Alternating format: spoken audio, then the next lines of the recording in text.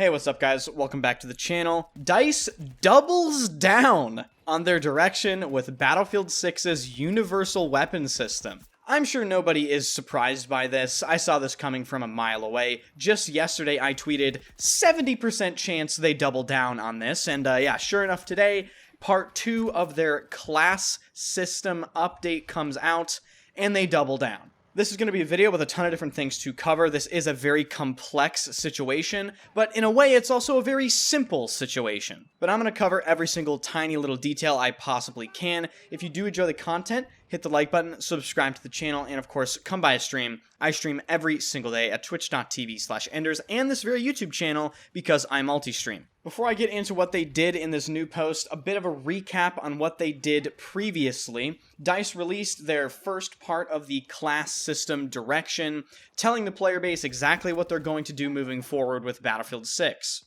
Quote, as indicated in Part 1, our current focus for classes is to have players recognize and intuitively feel the unique identity that each class brings to their squad on the battlefield, to have the interconnected systems and fundamentals of each class shape their role while granting the freedom to customize how to execute that role. Then they show this diagram here, which shows you how they plan on sort of defining the class system. So you have the customizable aspects on the left and the class-defining aspects on the right.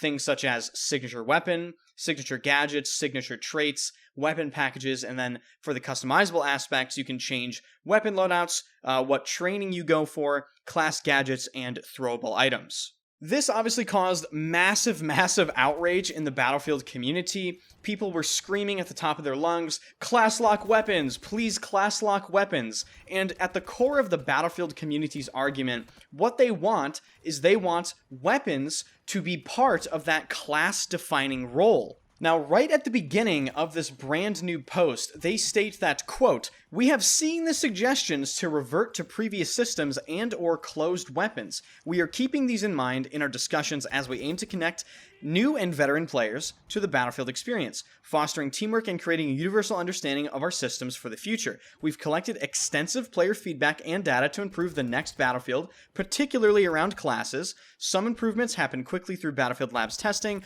with balancing done via server-side commands.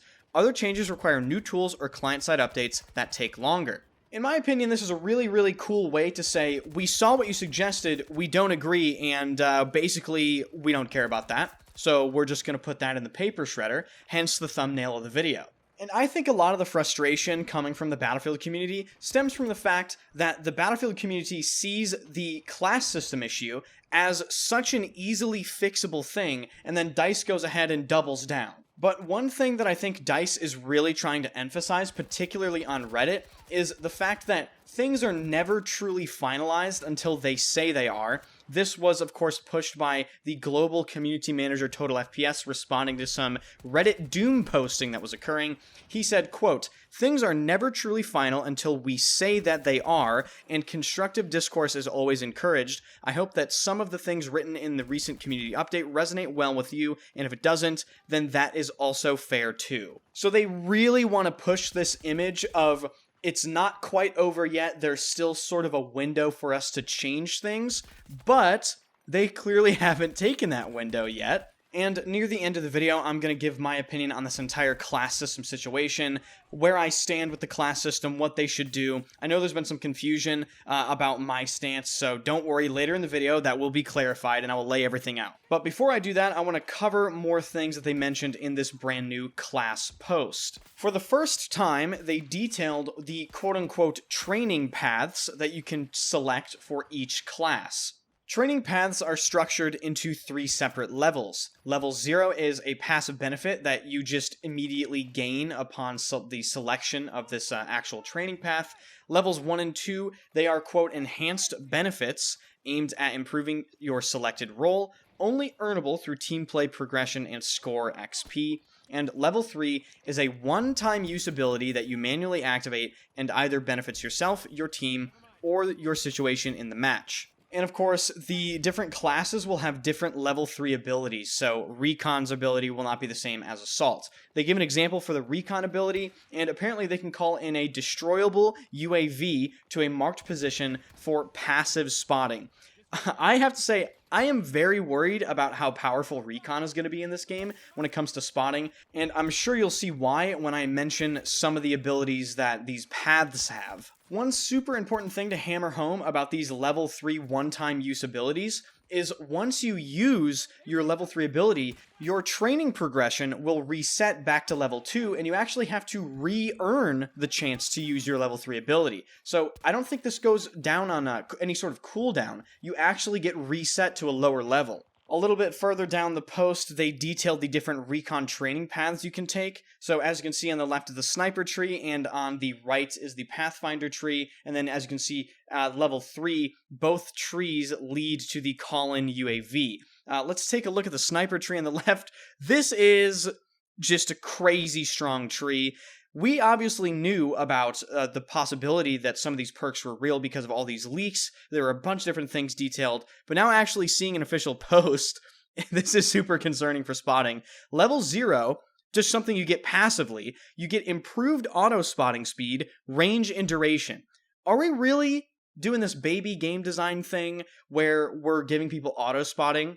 I don't know, it just seems so lazy. How difficult is it to aim down sights at somebody and then hit the spotting key if you want to spot that person? Do we really have to make it automatic? But then if you take a look at the level 1 perk, this is where things get insane, okay? So level 1, if you body shot somebody with a sniper, you quote, highlight them and you prevent them from healing. This is straight up broken. Just based off of these 2 perks alone, you are giving players that contribute very little to the game way too much impact in the gameplay itself. These snipers that sit in the back of the map doing nothing will get so much value for doing nothing. You run across the map, they body shot you, you're fucking wall hack spotted, you're auto spotted because they aimed at you, and now you can't heal. And then if you look at the level 2 perk, God forbid they headshot you, because you can't be revived if they headshot you. So this tree needs full rework in my opinion. Every single thing about it is just kind of broken. Then taking a look at the Pathfinder tree, you get quieter takedowns, crouch, and prone movement, which isn't really that great. Level 1 is undetected by equipment except when sprinting. That is also kind of not that good because you're going to be sprinting a lot of the time anyway. And finally, the level 2 perk is enemies you damage are spotted for your team. This seems incredibly weak, especially considering the passive perk of the sniper tree auto spots people for free. Like, level 0 versus level 2, there's pretty much no comparison between these 2 trees. But, you know what's kind of funny, is the Pathfinder tree weak, or is the Pathfinder tree just balanced in comparison to the sniper tree? Interested to hear your thoughts on that, definitely comment down below. After they finished detailing all of that, they then move on to the, quote, all roads lead to class identity section, which I'm sure some of you would take issue with, considering they have not class-locked weapons as of yet. But in this section, the first thing they start talking about is the class-defining feature of signature weapons. They say, quote, each class has a signature weapon that is intrinsically connected to their class identity, with the role of each class taken into close consideration as covered in part 1 of the series. While each weapon can pack a punch when used in the right combat situations and be a valuable addition to your loadout, choosing to use the proficient weapon category for each class will provide you with tailored passive benefits for your role. The classes and their specific signature weapons are as follows. Assault with assault rifles, engineer with submachine guns, support with light machine guns, and recon with sniper rifles. Using an assault rifle on assault will grant you better sprint to fire speed and weapon swap speed. Using a submachine gun on engineer will grant you better hip fire control. Using a light machine gun on support will make light machine guns not suffer from any sort of sprint to fire penalty. And finally, using a sniper rifle on recon will grant you benefits to your scope sway, your hold breath, and you will even be able to rechamber between bolt action shots more quickly, as if recon needed anything else. After this, they start detailing their class-defining signature traits per class. Assault gets enhanced mobility, engineer gets explosive damage resistance, support gets faster revives, and recon gets aim spotting. DICE tells us that they are currently looking at giving the assault class reduced fall damage and no movement speed penalty that results from a fall. The reason they give for this is they see the Assault class as being the tip of the spear, and it essentially just pushes the infantry, right? It is that sort of frontline class. And another interesting note when it comes to Recon's aim spotting ability, they say they are currently looking for feedback on this in Battlefield Labs to see if they can improve it or do something else with it. Hey guys, do me a favor, give feedback to remove that. Thanks. And last but certainly not least in this class-defining section, they talk about the signature gadgets for each class. This is a big section with some changes that have actually seen a lot of positive feedback. The Assault class's signature gadget was the Adrenaline Injector. This gave Assault some self-sufficiency. It allowed them to heal themselves. I believe it went on a cooldown based off of leaks we've seen. But DICE has actually gone in and completely reworked how the Adrenaline Injector works. Quote, we're equipping the Assault class with an Adrenaline Injector that grants resistance to flash and stun effects, enhances sprint speed, reduces explosive damage, and amplifies enemy footsteps for a brief period. So they have completely removed the ability for this to heal the Assault players. The Engineer's signature gadget is a repair tool, of course, and the Support's signature gadget is the Supply Bag. And then moving on to Recon, that class has a motion sensor, or a Tugs beacon, as its signature gadget. One note here about the Tugs beacon being a Recon's signature gadget. Recon, in particular, is very difficult because all of Recon's gadgets, in my opinion, are so good that you should have to actually select them. I absolutely disagree with the Recon signature gadget being a motion sensor. Trust me, with the amount of spotting in the Recon kit already, you certainly don't want every single Recon character having constant access to a Tugs. At a certain point, the amount of spotting goes absolutely through the roof, and I think this is actually a very difficult decision for DICE. In my opinion, the Spawn Beacon is too good to give every single Recon access to it. Same thing goes for C5, and arguably the same thing goes for the Target Designator, even though the Target Designator / PLD isn't applicable in all situations like some of the other gadgets that I've mentioned.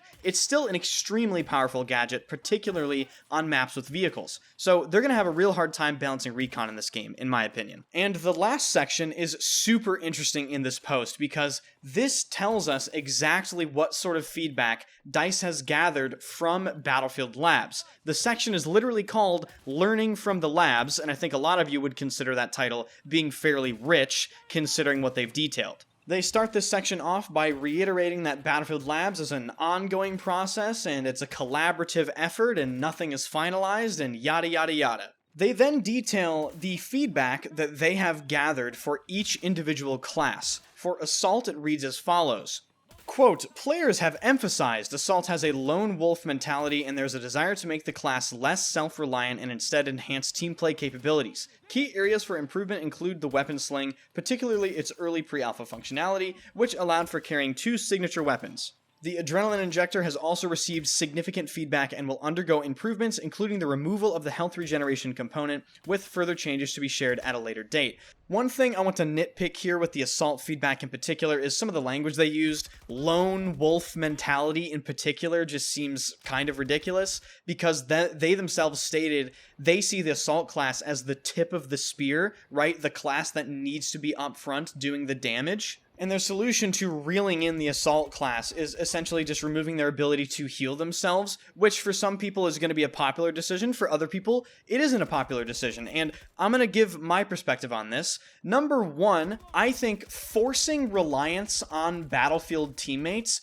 always feels bad in gameplay. We all know how incompetent Battlefield medics are. We all know how incompetent Battlefield teammates are in general. You need ammo, they don't give you ammo. You need repairs, they don't give you repairs. You need health, they don't heal you. So I don't necessarily think removing the ability for the Adrenaline Injector to heal you was the best course of action. I absolutely think they could have found a happy middle ground when it comes to cooldown, the amount of Adrenaline Injectors the Assault players can carry, and other factors here. You know, whether or not they can be resupplied from an ammo crate, all that sort of stuff. I think there's absolutely some sort of balance they could have found in there, because at this point, Assault is kind of relying on support to heal them, and again, we all know, unless you're playing with a Discord stack full of people and actively communicating, you can't really rely on there being people there to heal you all the time. So the result of this change, in my opinion, is people are simply just going to switch to support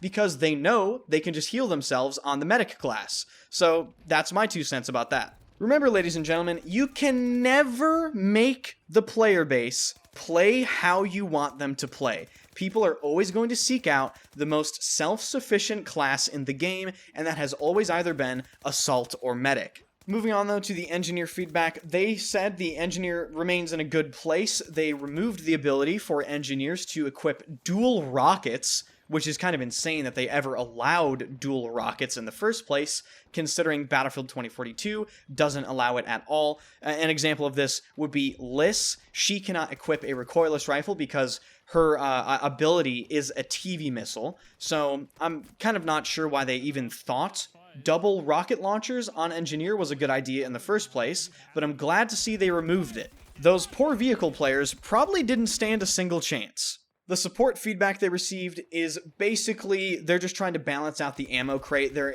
quote, investigating adjustments such as the crate's duration, how much it can resupply, and more factors just to dial in the gameplay element of playing the support class. And then possibly the most shocking piece of feedback they have apparently received from Battlefield Labs so far is that Recon had room for improvement.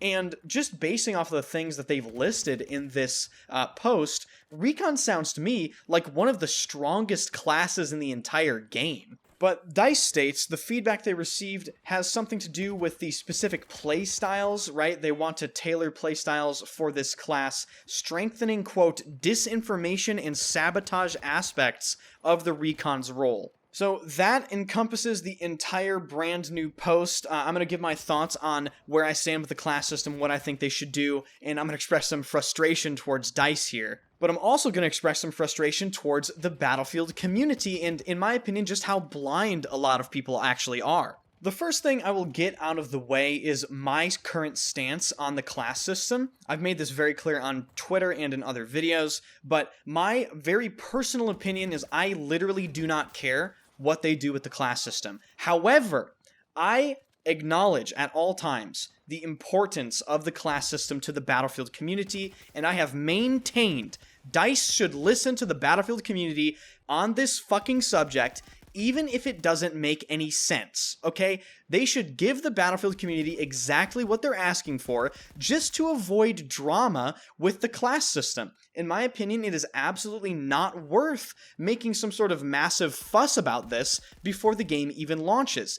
Give the Battlefield player base what they want with the class system. Lock the weapons to classes. The Battlefield player base wants weapons to play a defining role. You can easily do that, DICE. That is why people are frustrated with you. For players like me, it doesn't really matter, man. I'm gonna play whatever I need to play. You know, I've dealt with many different class systems in many different Battlefield games, and I've never had an issue. But for the larger Battlefield player base, they like their class system, man. They like their class-locked weapons. So fucking stop making it too complicated. You are reinventing the wheel again, DICE. I see it, okay? We all fucking see that. Stop it.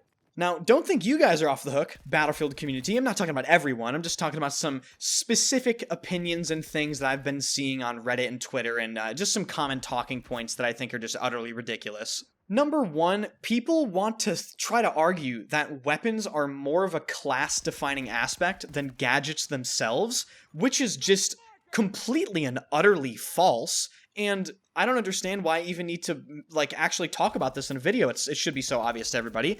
When you see an engineer, what are you worried about? You're worried about that person having a rocket launcher, right? If I'm in a vehicle, I kill the engineers first because I know they have AA. I know they have AT. I don't kill them because, oh my god, they might have an MP7. No, I'm killing them because I'm getting locked by an engineer that has a javelin. When I'm in a helicopter or when I'm in a jet, I try to kill the engineers or the AA guns because they can counter me. So the gadgets have always played more of a class-defining role than the weapons ever have in a Battlefield title, even when they restrict weapons to the class system. And another thing that I see get brought up way too often is this notion that if we have universal weapons, people are just going to play the best class with the best weapon. Yes, you're right, but I kind of can't ignore the fact that a lot of people here have rose-tinted glasses because in Battlefield 3, was playing the fucking medic with the M16A3 not meta? Like, was that not one of the things you saw all the time? In Battlefield 1, did you not see a bunch of medic sweats using SLRs for essentially their entire gameplay of BF1 for thousands of hours? Of course you did. And those games had very restrictive weapon systems. So that just goes to show you that, once again, you cannot fucking tell players what to do.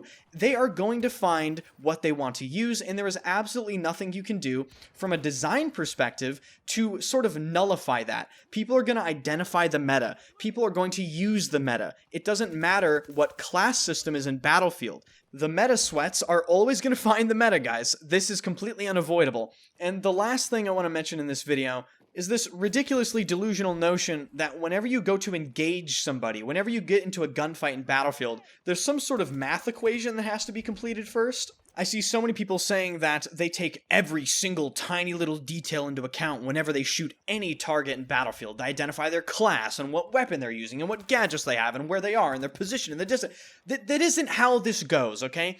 Take it from me, a 10,000 plus hour top 1% Battlefield player. I've won tournaments. I've played against insanely nuts players, right? You know how this actually goes in my mind? Hey, I see an enemy. Can I kill him? No. Okay, how can I kill him? Reposition. Okay, I reposition. Can I kill him now? Yes, and then I shoot him. That's how it goes.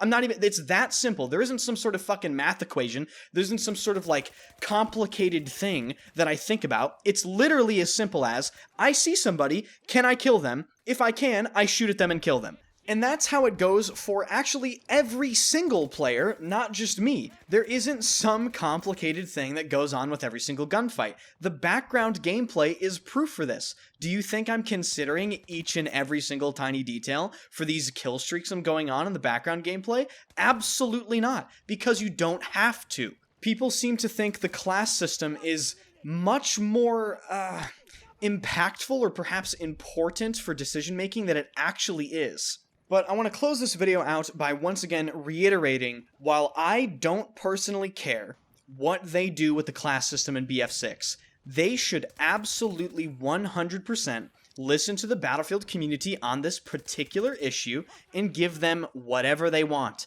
Class lock the weapons BF4 style. Class lock the weapons BF1 style. Just fucking listen to what the Battlefield community wants when it comes to this particular subject to avoid drama, because in a lot of people's eyes, this was DICE's first chance to listen to community feedback, and in a lot of people's eyes, they have already failed. Strike 1, maybe strike 3 already for some people. I have seen people say Battlefield Labs is already a failure as a result of this post today. I have to say that's a little ridiculous. You know, that's a bit of a reach. We still have a lot of time. Hey, maybe they shock us and they completely change after this. I highly doubt it, but maybe. So thank you guys so much for watching. If you enjoyed the video, be sure to subscribe to the channel. Let me know what you think in the comment section down below. I'm sure it will be spicy for this video. Be sure to hit the like button, swing by a stream, follow me on Instagram, join the Discord, and fucking subscribe to the Fragrance channel, guys. Yes, I have a channel for fragrances. I just unboxed a 55-year-old bottle of vintage Guerlain Shalimar extract. It was really cool. I'll link the Fragrance channel in the description. I'm sure a lot of you didn't even know I had that, but it's there if you want to check it out. Thank you guys so much for watching, and I will see you guys in the next video.